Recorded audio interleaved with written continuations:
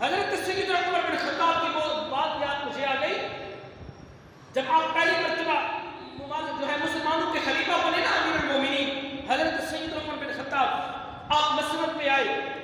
مسجد پہ آتے نا لوگوں کو خطبہ دیا اور عرض کرنے یا ایھا الناس، اے لوگو سن لو، تمہارے لیے بھی آزمائش ہے، میرے لیے بھی آزمائش ہے۔ یہ بظاہر تو ایک منصب ہے،